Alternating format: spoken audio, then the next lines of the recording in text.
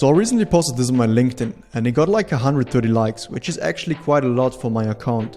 And there are two reasons for it. First of all, I post good, nicely written, valuable D2C content. And I would follow myself on LinkedIn if I want to stay on top of the game and take my brand serious. But the second reason is, this is actually one of the biggest mistakes I see big brands making, and they don't even notice it, and it's literally destroying their business. Like, this is business threatening stuff. And today I would like to take a look at it with you, how you can navigate this, how you can eliminate it and make your ads much more effective. And as a little backstory, like, what do we even have right here? I got this 8-figure brand reaching out to me a couple months ago, and they wanted me to audit their ad account because they said, hey Pascal, no matter if we spend like 30,000 or 100,000 a month on meta ads, we don't feel any impact. And this was like a brand doing $1 million a month consistently. But no matter how much they spend on the ads, they just couldn't feel any impact on their revenue. So I immediately had a suspicion because I see this happening here and there, but it should never happen. Like, honestly, this is a silent killer. Now, what was going on? In easy terms, let me zoom in right here. They were having in their ad account, like, they were having a ROAS of 4.24. And if you tell me I get a ROAS of 4.24, I would do everything. Like, I would spend my entire money, and if I had a kid, I would even spend like their student loan, everything into the brand because you're just printing. But that is not the case. Right here, you see it on the right, I actually structured it in a way that you can see different attribution settings. So in the left, you see the standard attribution setting. And if you don't know what attribution is, but you should, it is actually platforms taking credit for a sale. So when we say, hey, someone clicked on my Facebook ad and then they bought something, that is actually a conversion that is attributed to that Facebook ad because it came from that Facebook ad. Now what we have right here, the standard attribution setting for Meta is 7-day click and 1-day view. Now that means if someone clicks on your ad and then buys within 7 days, that is a conversion attributed to Meta. But also there's like the 1-day view involved. So if your ad is just seen by someone, even if they're just scrolling past or like not even really paying attention to it, and they happen to buy at the same day, then it's also a conversion for Meta. And some smart people might already get onto it why that is an issue, but I will also explain in more detail. And then in the right you have the difference. In the right we have an attribution setting that is only considering click attributions. So conversions really from people clicking on the ad and checking out. And you see the difference right here, like this is an insane difference. In the left we have a return on ad spend of like over 4, and in the right we barely have a 1.7. So let's just break it down. I would like to explain this because it's a very abstract topic, but it's one of the most important things you need to understand when you scale your brand. Like, if you don't stay on top of these things, like, they can literally destroy your business. You might be burning like 6 figures, 5 figures, sometimes 7 figures just on ads that are not effective. And I will explain you now why. So Facebook's normal attribution setting is 7-day click, 1-day view. Let's note it down right here. So it's 7-day click and 1-day view. Now what does it mean again? Like, someone can click on the ad, like just say that is an ad, that is like our ad, that is like a small video button, this is our ad on Facebook. And then they happen to buy something. This is like a shopping bag. Then, like, if they click on it within 7 days, same week, this conversion gets attributed to Meta, right? Like, it's the conversion of this ad. But also if they happen to view it in the same day. Now, why is that an issue? For this 8-figure brand, what they were doing is they were very effective with influencer marketing. So they were doing like $1 million a month, right? They were getting a ton of purchases every day. And now that is an issue. Like, it's obviously good for the brand, but it's bad if you don't have your Facebook ads under control. But because what happens essentially? So let's visualize it again. So you have your Facebook ad. Again, it's like this video ad, we could say, or even like this image creatives. Image creatives are even nastier with this. But then you also have like this nice content creator or this influencer. Let's say this is an influencer just generating a lot of buzz, like generating a lot of conversions. Let's take it a look like that. So this is again, I don't know why my shopping bag always has to strike in the middle. So essentially, you have this influencer and he's generating a lot of purchases. But then you're also running meta ads on the side. And now what can happen, and this sounds abstract, but it's actually happening, is that your meta ads, these people just purchase right here at the same day, and your meta ads kind of circulate them, which is super odd. Now what happens in practicality, like what happens in real life?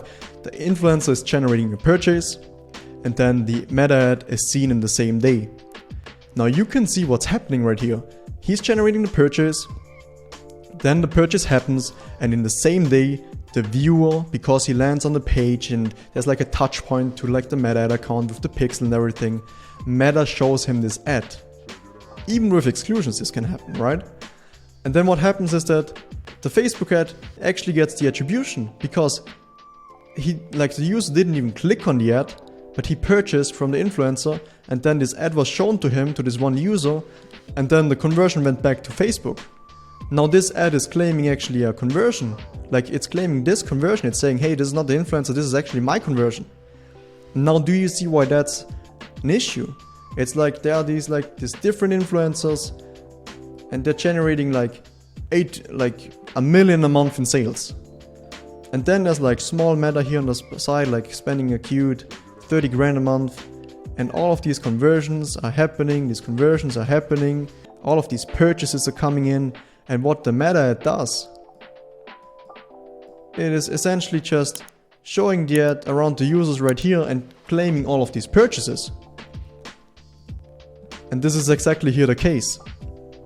So this is the return on ad spend if we include these view conversions. When people buy, for example, from an influencer and then they get shown an ad that they're just like paying a bit of attention to or not even like really paying attention to.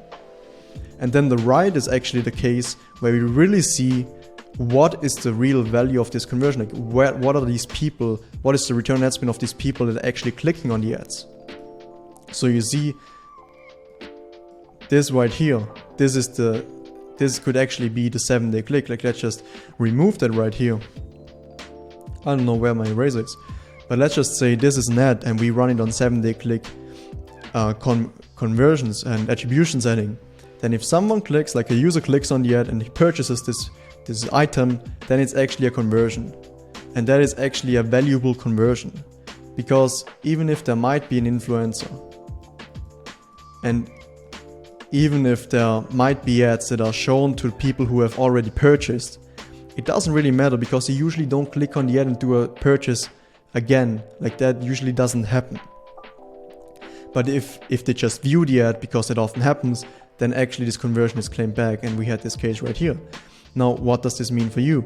This means that you should be aware of that, and your agency should be aware of that at a certain point, when Meta isn't your main channel anymore, you should be switching to something like a 7-day click attribution. And in addition to that, you should also monitor your ROAS and your CPAs with a third-party attribution tool and different tools just to make sure that your aligning and your new customer metrics are actually in place and not just all over the place. And this is really big because, as you now see, right, that this was exactly the case that was happening for this 8-figure brand I audited. Like they had good influencers, they had a ton of purchases, and then they had some like meta ads, just image ads, going through these and just saying, hey, this is my conversion, this is my conversion, this is my conversion.